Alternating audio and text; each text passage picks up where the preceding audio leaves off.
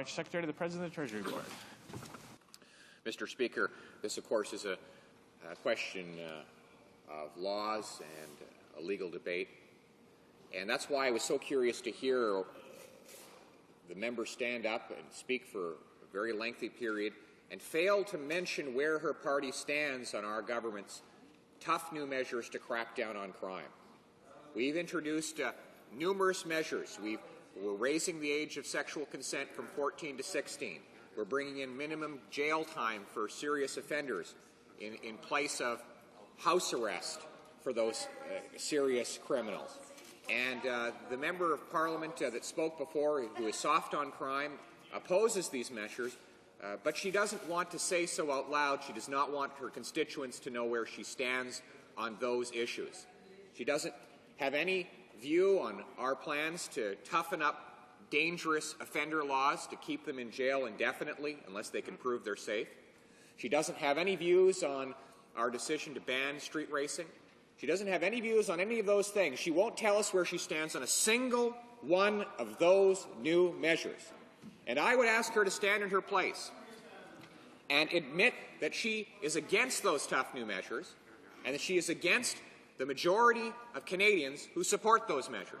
She talked about a lot of interest groups that are angry about some spending reductions we've made. She didn't speak about the victims groups, the police groups, who have stood up very strongly and supported our tough new measures to crack down on crime. So I would urge her in her response to finally come clean with Canadians and admit that she continues to be soft on crime and that her and her party will continue to oppose our tough new measures all the way through the process. Thank you, Mr. Speaker. The honourable member for London West.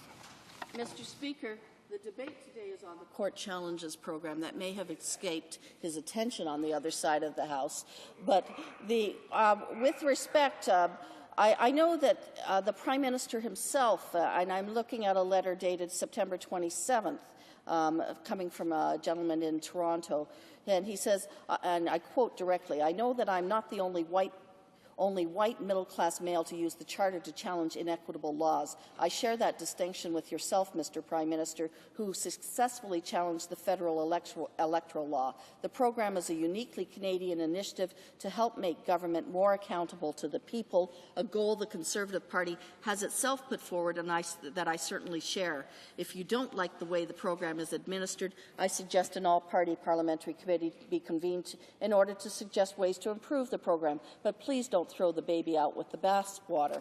Now, Mr. Speaker, I want to say that in relationship to each and every one of the pieces of justice legislation that do come before this House, as justice critic for my party, I do a speech on each one where the position is put not only of myself, but of my party. And with our votes and consultation, just like every party in this House, we make our decision whether to move a bill in through the process of going through the committee stages and back into this House, and we participate fully on that. And there is no doubt in my riding that my constituents know where I stand on each and every issue because I tell them.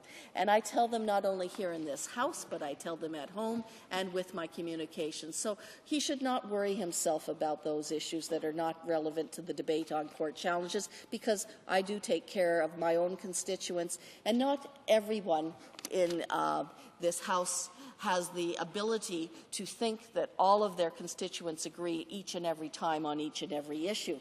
That certainly hasn't happened in my constituency, and I dare say that it's not happened to any other member of Parliament, that everybody is entitled to their stance on an issue, and over time people come to realize that the laws of the land have to be developed in accordance with the Constitution and in a manner that helps the public safety, because they will be effective laws that are passed. If good laws are put forward and not hastily put together, and they are consulted widely in advance in the preparation, a lot of the problems with the pieces of legislation that we at the Justice Committee would be facing today and in the weeks ahead would be much simpler, and we could efficiently go through.